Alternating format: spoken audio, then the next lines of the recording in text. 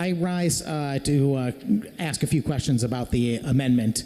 I know the gentlelady kind of covered the entire substance of the bill. I do know that the amendment, I think it is a strike-all amendment that replaces the underlying bill entirely, so she's kind of covered a lot of that. I would prefer to kind of keep up my remarks just to what's changing between now and the underlying bill, and then we can certainly address the majority of our conversation after that. But I do have a couple of questions about the amendment. And the first one I have is, did this revision that has to do with this trigger have a public hearing? Through you, Madam President. Thank you, Senator Flexer.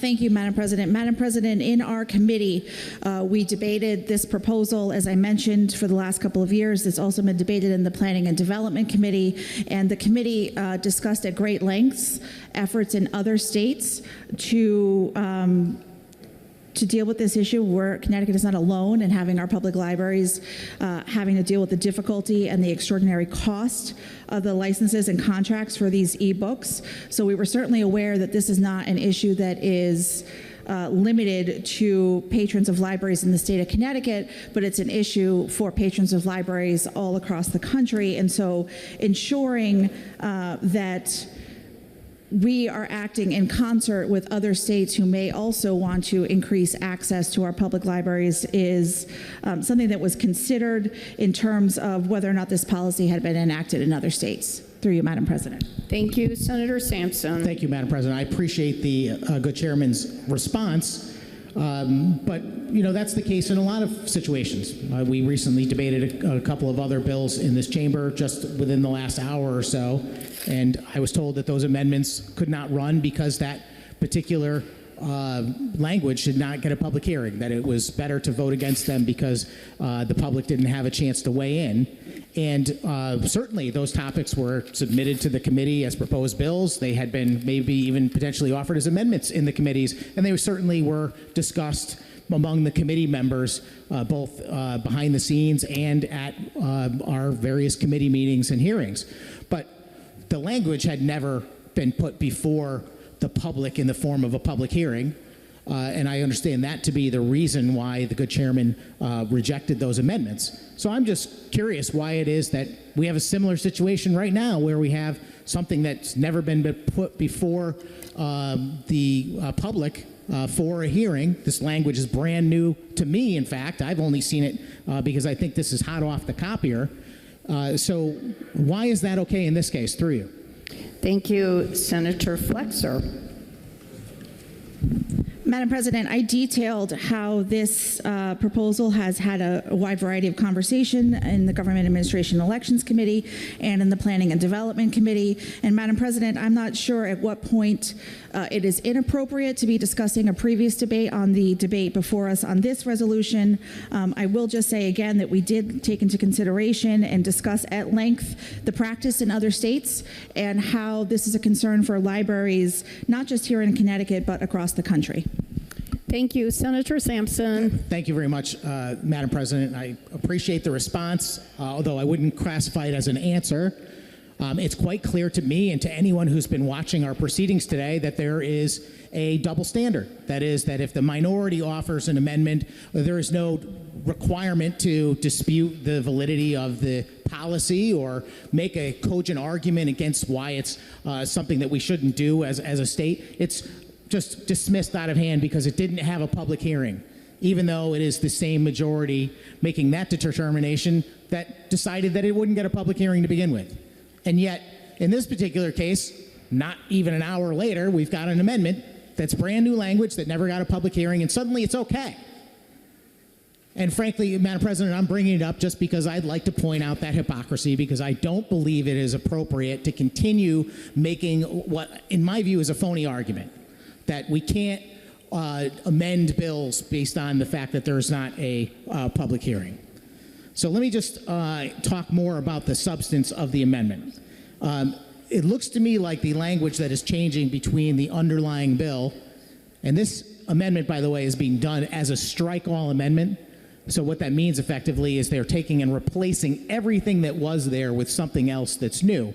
Although, as in this case and many other similar circumstances, the majority of the language is the same. There's just some relatively minor changes, although in this case it's a few larger paragraphs. But what I'm gathering is that what this amendment proposes to do is to change the underlying bill by adding this trigger, which, if I'm reading this correctly, says that once other states approve similar legislation, this will take effect. Is that correct through you, Madam President? Thank you, Senator Flexer.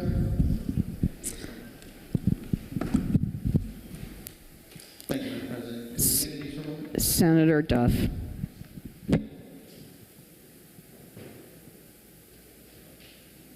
Very much, Madam President. I feel like I had just finished asking a question, but I'll ask it again, which is about the difference between the amendment that is before us, which is a strike-all amendment, and the underlying bill, which seems to substantively be about creating a trigger that says that once a certain threshold is met of other states enacting this legislation, then this would become effective. And I just wanted to confirm that is indeed the change between the strike-all amendment that is before us that we're debating and the underlying bill. Through you. Thank you, Senator Flexer. Thank you, Madam President. Through you, as I said in my introduction to the amendment, Senate Amendment A, that is before us, the amendment makes two substantive changes to the underlying bill. It incorporates the entirety of the underlying bill, and it makes some changes with regard to academic databases and libraries that may be used, and makes them clarifies the language with regard to those to address some concerns that had come forward with regard to those resources and their contracts and licenses. And it also puts forward a requirement that in order for this law to go into effect, it would have to be established that other states with a population of at least 7 million people had adopted similar provisions for the purchase or the entering into a contract for electronic books or digital audiobooks. Thank you, Senator Sampson. Thank you, Madam President. I appreciate that answer. So I certainly am aware of the second item that was just referred to. I think that is the more substantive one, and I will come back to the first item, which I was not aware of. As I said, this is a new document to me, and I'm just looking at these changes for the very first time. So trying to come to terms with that while we're having the conversation is a little bit difficult. But I just want to confirm that change that was listed second by the good chairman is that we would, in effect, be waiting on other states to enact legislation for this to go into effect. Is that correct through you? Thank you, Senator Flexer. Thank you, Madam President. Madam President, as I've said both in my description of the amendment and my response to previous questions, the amendment before us would require that in order for these provisions of our statute to go into effect with regard to the purchase of electronic books or digital audiobooks, other states with a population of at least 7 million people would have to adopt similar provisions in their states' laws. Thank you, Senator Sampson. Thank you, Madam President. I'm not going to claim to be the brightest bulb, but I'm reading that to mean that we are going to allow other states to make our laws. Am I correct about that through you, Madam President, that effectively this doesn't become a law until other states vote to make this a law through you? Thank you, Senator Flexer.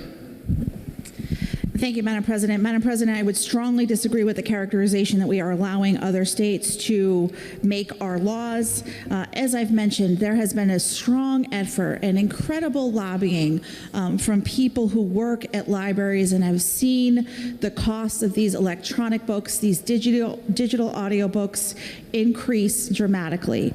And they've also seen demand increase, and they are the ones who on an almost daily basis, or probably multiple times a day, have to tell library patrons that the resources that they're trying to access are inaccessible because the library has to go out and make those purchases again.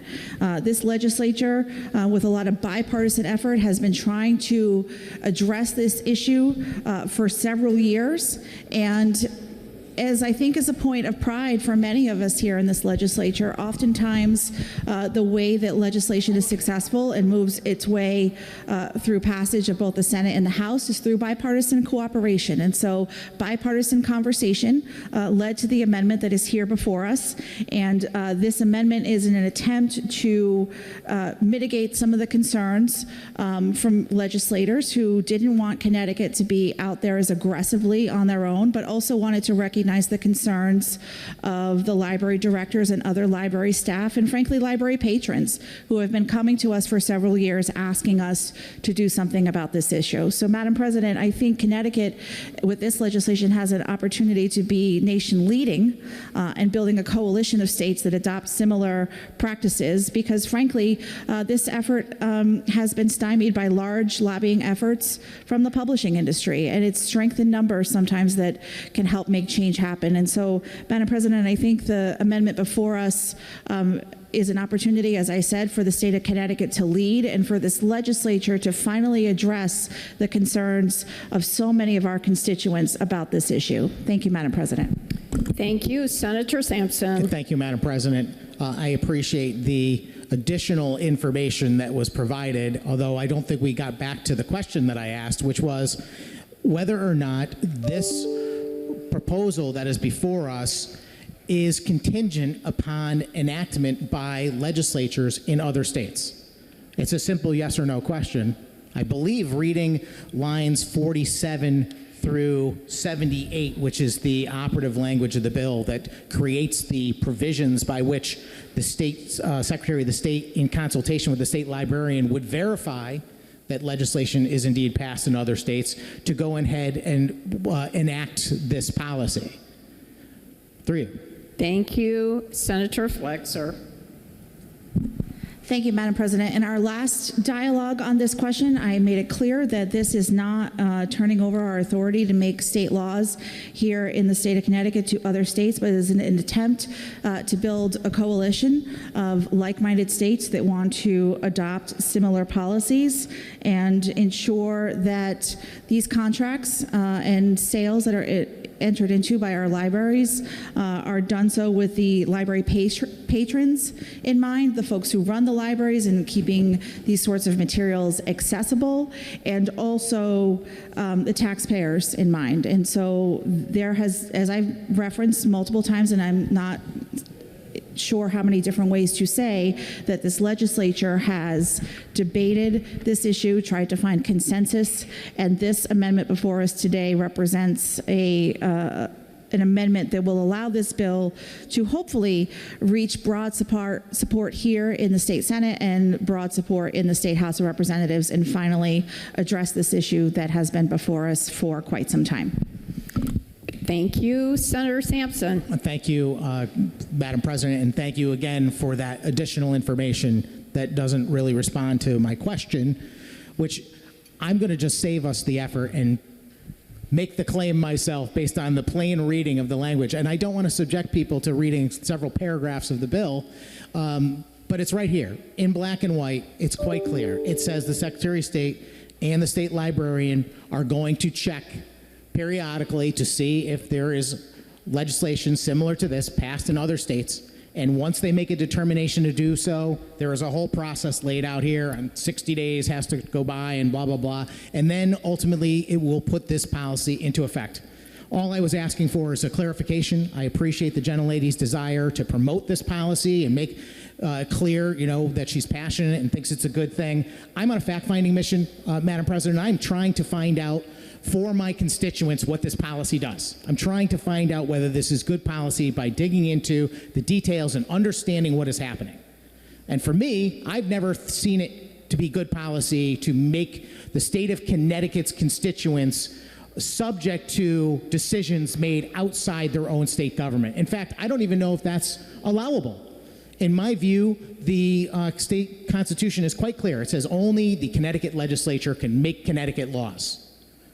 This is kind of a way to go around that by saying we're going to make a law that says our law is whatever their law is, or our law kicks in when their law kicks in. But I don't know that that's the right way to govern. If we believe it's good policy, we should enact it. If we don't think it's a good policy, we shouldn't. But to make it contingent on someone else's decisions, I think is a bad idea. And we've seen it play out in a negative way, particularly when it comes to California and our emission standards, which have negatively impacted the people of this state repeatedly. And yet, we continue to go down this road of letting other states govern the people of Connecticut, which I don't think is appropriate. Now that we've covered that, I'd like the good chairman, if she could, to just explain to me the other change that is in this amendment. I know she described it once already, and I don't mean to go back and do it again, but as I pointed out, this is new to me. I just received this document literally moments before having to stand up here and talk about it. So I don't know what it is. And I'd like to understand that before voting through you. Thank you. Senator Flexer. Thank you, Madam President. Madam President, the language before us, as I detailed earlier, makes a small change to the underlying bill to address concerns with regard to the purchase of various academic databases. So there was concern that the original bill concerning electronic books and digital audiobooks, their licenses and their contracts, might have inadvertently covered these larger academic databases that large academic libraries are often, they often have subscriptions to or contracts with or make purchases of. And so the language in the amendment addresses that concern. No libraries have come to us with concerns with regard to their ability or the cost to enter into contracts for those kinds of databases. And so we didn't want to pass a law that inadvertently impacted those existing and good standing relationships that libraries across our state have, but particularly academic libraries have with a wide variety of those types of databases. So the language before us makes a small change to make it clear that those kinds of databases are not covered by the amendment that's contemplated before us. Thank you, Madam President.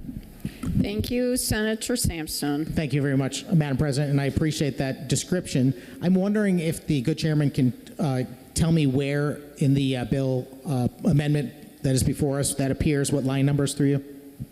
Senator Flexer. We will give her a moment. We'll stand at ease briefly. Madam President, in lines 92 and 93, the amendment details restricts the duration of the contract or license agreement for electronic library material unless the library also has the option of a contract or license agreement. It goes on to detail that. That is the change with regard to the databases. Thank you. Senator Sampson. Thank you very much, Madam President. I'm trying to digest this paragraph, and I'm just curious to understand how that affects these specific databases that were mentioned and does not impact the traditional contract between a library and a publisher for the sale of ebooks. Through you. Thank you. Senator Flexer. Thank you, Madam President. Madam President, this gives an option to libraries that already have a contract that both sides deem as reasonable and allows them to continue to enter into agreements with regard to those materials as they have done in the past. Thank you. Senator Sampson. Thank you very much. I appreciate that answer, Madam President. I don't have any more questions on the amendment, and I'm going to reserve the majority of my comments and questions for the bill, whether or not the amendment passes. But I would encourage my colleagues to vote against the amendment. Again, the amendment simply requires that we put our destiny, our laws in the state of Connecticut in the hands of people from other states to decide for us. And I don't think that's a good idea. A no vote means you believe that it's the Connecticut legislature that should make Connecticut's laws. Thank you. Thank you so much. Nay, Senate Bill 1234. Total number voting 36, total voting 831, total voting nay 5, absent not voting 0. Amendment passes. Will you? Very much, Madam President. The amendment passing is not surprising, but it is somewhat concerning that a majority of my fellow lawmakers would put the hands of Connecticut's future policy decisions in the people of other states rather than leaving that decision to this legislature. I mean, if you think this is a good policy, then why wouldn't we simply want to enact it as the Connecticut General Assembly? Why do we need some other state to tell us that this is a good policy? It's just a somewhat interesting turn of events for me. I will state, from the outset of the discussion on the amended bill that this is a far better bill than what we've had in recent years, in my view. In the last couple of years, this bill had a very subtle but very significant different wording, and that is that it used to effectively dictate to publishers who are selling ebooks to libraries in Connecticut what the terms of the contracts that they would have to ascribe by. And for me, that's a bridge way too far. This legislature should not, although I see it do it probably quite often, but it should not have the power to dictate to private citizens or private business what they choose as far as terms when they are in a business negotiation. That is just beyond the pale. Thankfully, this bill no longer does that, at least not in such a blatant and egregious manner as in the past. Before, it came right out and said that these contracts could not contain certain terms. And for me, that was a violation of federal law. It conflicted with existing trade practices. I believe it might have been unconstitutional on some level. This is a much narrower set of words that effectively limits the libraries from participating in contracts that contain certain language. And that's certainly within the purview of the state of Connecticut. If the state of Connecticut does not want to purchase ebooks with certain language in a contract, well, then they don't have to. I guess the first question I would ask about this bill is, why do we need this? Through you, Madam President, is there a requirement that we have this policy? Do we need a law for this? Through you. Thank you, Senator Duff. Thank you, Madam President. Senate stand at ease for a moment. We will stand at Madam President, as I detailed at the introduction of both the bill and the amendment, this has been a longstanding issue for our libraries across our state, and every town and every other kind of library in our state has expressed concern both with the cost of entering into these contracts or making purchases for electronic books or digital audiobooks, and their ability or their current requirements that limit how much access library patrons have for these materials. So this is timely both in terms of libraries being able to meet the demand of library patrons and making sure that we have a wide range of materials that are available to people at our libraries across our state, and it's also critical to helping to reduce costs. This proposal will limit the costs that our libraries are having to incur in order to have these kinds of materials as part of their library. So those are two very important and timely arguments for why this legislation is needed. And frankly, I would argue it's why this legislation was needed 2 years ago. Thank you, Madam President. Thank you. Senator Sampson. Thank you, Madam President. I appreciate that additional information. But my question was, is this needed as far as being a law?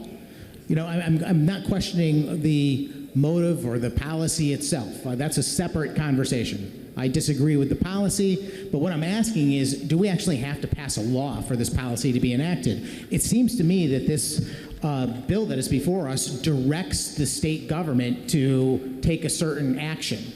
And in my view, they can take these actions without having to pass legislation. And that's what I'm trying to clarify. Is it really required that we have this bill before us, that we pass this into law in order for this to happen? Can't we simply direct the libraries, the Connecticut State Library, to only engage in contracts that meet certain qualifications? Do we actually need to put that into statute? Through you. Thank you, Senator Flexer. Thank you, Madam President. Madam President, this legislation is critically important. And as we've seen, as I mentioned, both in the Government Administration and Elections Committee and in the Planning and Development Committee, when we've had scores I would venture that the count was more than 100 librarians and library patrons came before the two committees this year and in 2024 and in 2023, asking that the legislature do something about this. And as I detailed at the beginning of the debate on the bill that is before us, this is necessary because of a loophole in federal copyright law. When federal copyright law was written more than a century ago, materials like electronic books or digital audiobooks were not even dreamed of. And so the problem that is before us today is because of that loophole in federal copyright law that has allowed publishers to exploit the demand, in my opinion, exploit the demand for these kinds of materials from library patrons and charge libraries, extraordinary prices with extraordinary limits on the use of these materials. It's very, as I said earlier, it's very different than what most people consider a policy for how libraries operate, right? You take out a book, you have it for a week, 2 weeks, 3 weeks, you bring it back, and that book is able to be lent out over and over and over again. These materials, because of the loophole in federal copyright law, the publishers of these materials have forced libraries to enter into contracts that limit those resources. Most of these contracts, as it stands right now, that Connecticut libraries enter into, only allow these materials, the ebooks and the digital audiobooks, to be used for a 2-year period or taken out 26 times. Those are the parameters of most of these contracts right now. And so when that 2 years has expired, or more likely than not, the 26 borrows have been used, the library has to purchase that material again. It has made the use of ebooks and digital audiobooks very costly for our libraries. It is why they have come to us. I would venture that almost every single person in this circle has received an email from a constituent who's concerned about these costs. And I think it's important because it not only makes these material more available for library patrons, but it's also going to save both state taxpayers and local property taxpayers money. Thank you, Madam President. Thank you. Will you remark further, Senator Sampson? Thank you very much, Madam President. As a follow-up, I guess I would ask, based on the response, if the gentlelady can explain to me exactly what this loophole she's referring to in federal copyright law is, and also how does this bill allegedly close that loophole when this policy that is before us seems to only direct the state government to act or not act in some sort of purchase negotiation through you? Thank you, Senator Flexer. Thank you, Madam President. Madam President, I would say that the ranking member is mischaracterizing my summary of the bill, and I don't think it's intentional, but I just want to be clear. So I'm saying that the reason for the bill is a loophole in federal copyright law. Again, that is a law that is a century old and certainly didn't contemplate these kinds of materials being materials that libraries would need to use as resources to lend to library patrons. This bill is an attempt to address that loophole. It obviously does not change federal copyright law. We don't have the authority to do that. What it does is create a state law that would address the consequences of that loophole, Madam President. So it would address the current practice where publishers are requiring that libraries enter into contracts or purchase agreements for these materials that are more limited than every other material that a library has traditionally had as part of its resources, as part of its library. The loophole in federal law has to do with the first sale doctrine. So that is what has established the notion that when you purchase something, it is yours. So when the library purchases a traditional book, it belongs to the library, and the library is able to do with it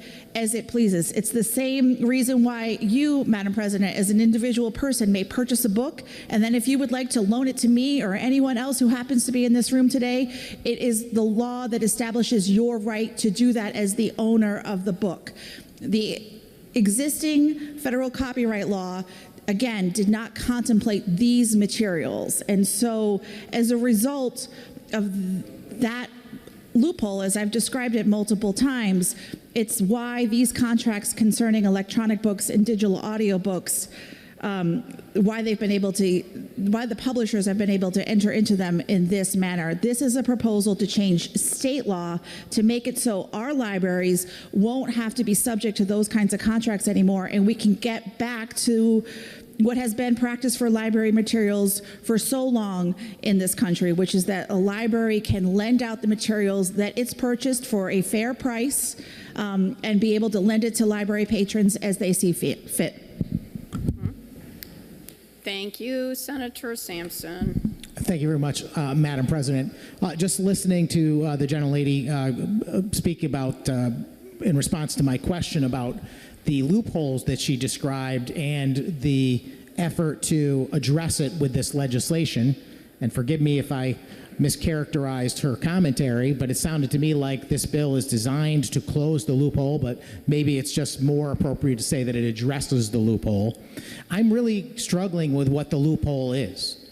Is it the notion that somehow the old law that's been on the books does not address the new technology of audiobooks? Because if that's the case, I think that's really remarkable and ironic, because we hear that same argument being made all the time when it comes to firearms, that somehow we need to throw away our Constitution because they didn't have the same type of firearms back in the day that they do today. Or is the loophole simply that you have a seller of a product who wants to charge what they want for it and set the terms of the sale? What exactly is the loophole that we are trying to address with this bill? Through you. Thank you, Senator Flexer. Thank you, Madam President. Madam President, I think the senator just detailed what has been at the heart of the argument over this bill for the last several years, and I would argue it's why the publishing industry has been so successful in blocking its passage in recent years. There are some who believe that publishers should be able to take advantage of the absence of federal copyright law protecting these kinds of materials. And there are some of us who disagree with that. There are some of us who believe that libraries should be able to access these materials just as they have traditional books, and this should not be an opportunity for publishers to be able to make extraordinary, in my opinion, extraordinary amounts of money off of our public libraries and forcing them to enter into these very limited contracts over and over and over again in order to have these kinds of materials accessible to their patrons. If you follow the debate in our committees, both, as I said, in the Planning and Development Committee and the Government Administration and Elections Committee, both in the public hearing and in the committee meeting debates, that has been the heart of the argument, whether the publishers should have the right to charge whatever they want, unlike what they are able to do with actual physical books, or whether we should make this change in order to address the concerns that I've detailed repeatedly here today of our librarians and of library patrons. Thank you, Madam President. Thank you. Will you remark? And Senator Sampson. Thank you, Madam President. Well, before that response, I was going to ask the good chairman why she suggested that the publishers require the libraries to make such a purchase, but she went a step further than that in that response to say that, in fact, the publishers are forcing the libraries to make these purchases over and over. And I would just like to clarify that I don't think anyone's being required to do anything or being forced to do anything. This is a discussion about a seller and a buyer. And in this particular case, you're talking about sellers that are producing one-of-a-kind, in many cases, creative material that they own and have copyrighted. And in my view, if I create a book or I paint a painting or I create a hit song, it's mine. And if I want to sell it, those terms should be determined by me. And when you're talking about a transaction between a person selling something and another person, that's one thing. But we're actually talking about an entity selling something to the government. And in that particular case, the government has all the cards and all the power to begin with.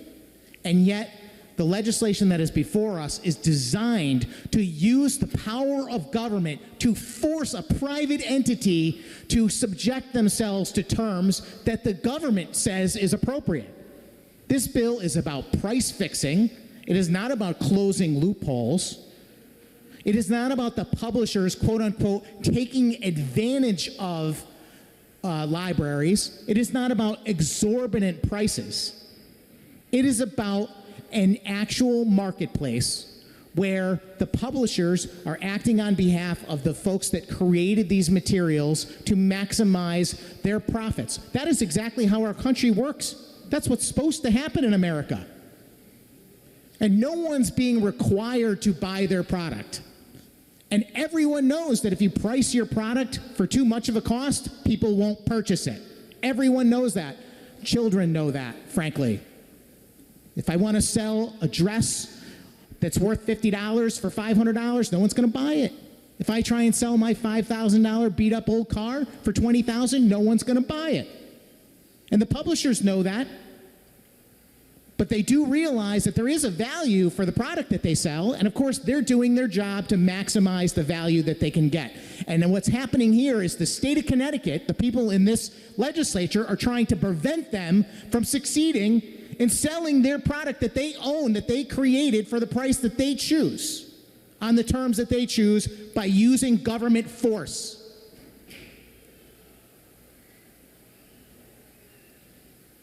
Frankly, this is the reason why I'm standing here today.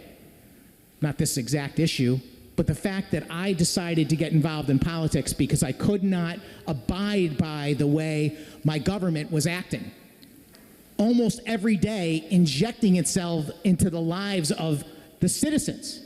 Our system is not supposed to work like that. Our system is supposed to listen to the citizens, whether they be book purchasers or book sellers. And our job is to make good policy here. It is not to pick winners and losers. It is not to choose who should benefit in any of these specific cases. And that's precisely what this bill does. This bill attempts to punish the people that create artwork, that write books. And what's the actual impact of a policy like this? Frankly, I think what it's going to do is it's going to limit the amount of new creativity that's brought into the world.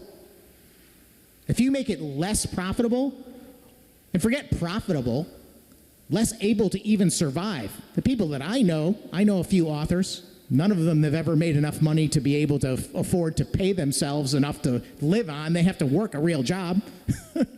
Not that being an author is not a real job. I'm sure they consider it one. They would like to get paid for it. I just find it unimaginable that we would be discussing legislation and using terms that we're hearing today. Oh, exorbitant prices. We are not in a position to decide what prices are exorbitant. That is for the market to decide. We don't come in here and go, oh, we have to change the price of this or that, a gallon of milk or eggs, which are in the news almost every day, or housing.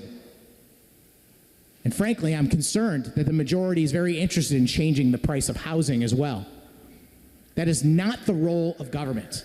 The role of government is to set up parameters for fairness so that private contracts can exist, so that the parties can come to terms between themselves, and they can do it fairly without unnecessary, unneeded, unwarranted, and unwanted pressure from the government by the use of force. I'm going to go back to the fact that I don't think the law is needed for this. If the proponents think that the Connecticut State Library shouldn't pay so much for ebooks, they can walk right down to the Connecticut State Librarian and say, hey, next time they come with a contract, tell them we're not going to pay that much. And then it will be up to the publisher to decide whether they adjust their price or not. But if the transaction doesn't proceed, that is not a reason to come and interject by passing laws to create force to make it happen. That is simply the fact that the buyer and seller couldn't come to an agreement on the value of something. But there's no reason to suggest that because some people think that ebooks cost too much, that we have the right to pass a law to make that change. That's wrong. I think a lot of things. I want a few things. I got a wish list of things that I'm like saving up money to buy. Should I come in and say, let's pass a law to lower the price of Rob's, sought-after goods? Should we lower those prices because I think that the price is too much? This is the rhetoric that we're listening to. We're listening to nothing but rhetoric, not based in any legitimate policy, and certainly not based in the fundamental principles of our country, which are based in free markets, choice, and the lack of government intervention and force. And the idea that all of this, the last several years of the bills that have come before various committees in this legislature, could be described by the proponent of this bill as an effort at compromise is absurd. It is extortion. It is saying we're going to use the force of government to make a private entity succumb to what we believe is justice.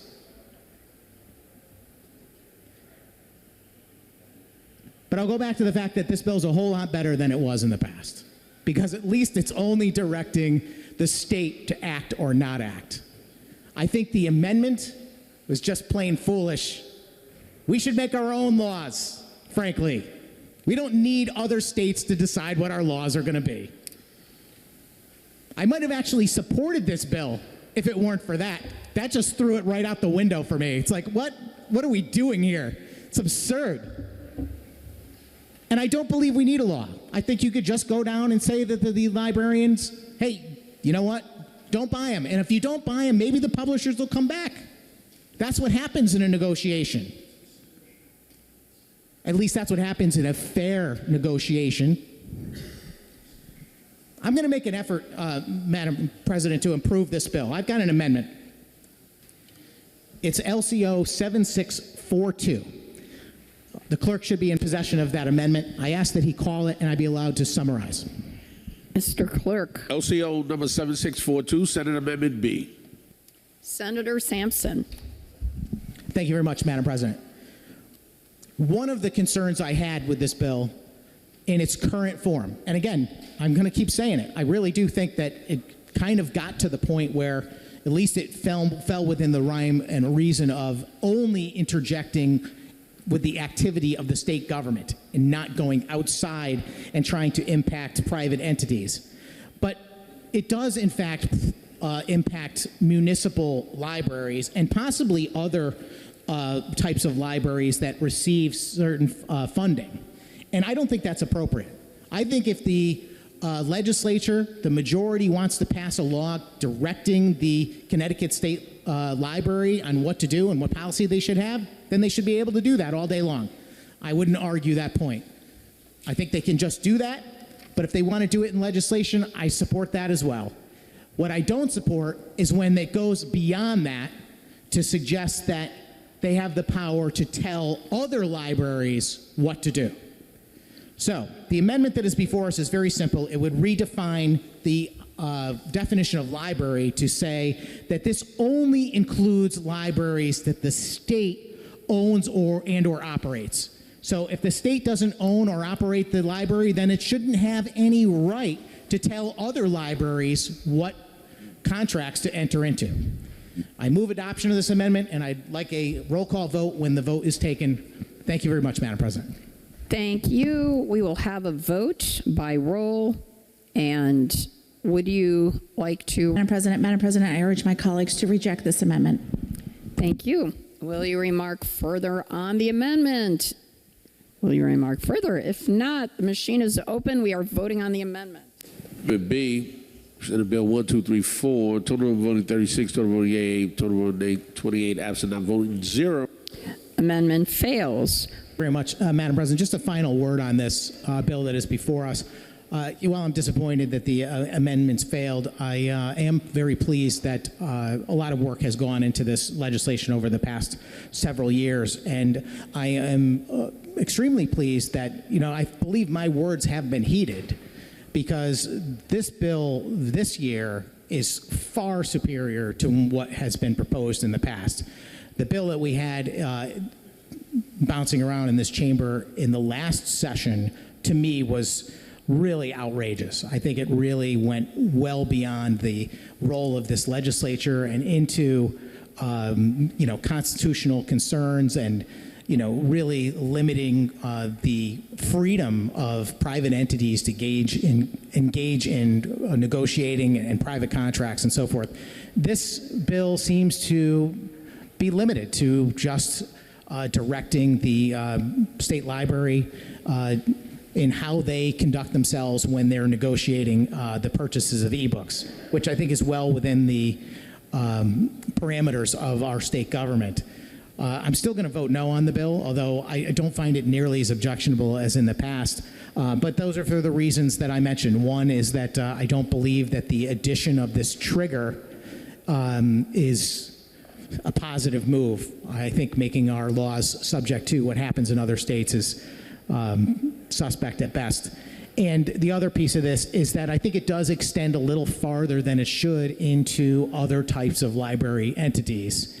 If the state library wants to make a decision or not to make a purchase, that is well within the rights of the state to decide that. But when it comes to dictating to a municipal library or other type of entity, I think that's a mistake. It's up to those entities to make those decisions for themselves, and the impact ultimately on their taxpayers on whether or not that decision makes sense is theirs as well. So, as I said, I think this bill, while it is something I can't vote for, is definitely an improvement over the past. And I'm pleased that my counterparts have at least heard my pleas and my concerns and have incorporated them in this legislation. Thank you. Thank you.